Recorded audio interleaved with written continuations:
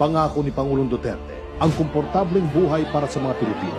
Kaya tuloy-tuloy ang mga pamana ng pagbabago. Build, build, build projects, rehabilitasyon ng MRT3 at iba pang mga bagong trend. These are a testament that we have greatly eased the grueling experience of traveling and commuting. Skyway Stage 3 at mga proyekto magpapaluwag ng EDSA.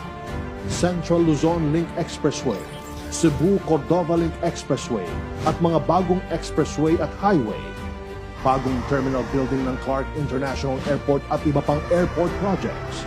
Mahigit 29,000 kilometro na kalsada, mahigit 400 seaport projects, mga bagong tulay, rehabilitasyon ng NAIA at wala ng laglag bala, at mahigit 6 na milyong trabaho mula noong 2016. Ito ang Duterte Legacy.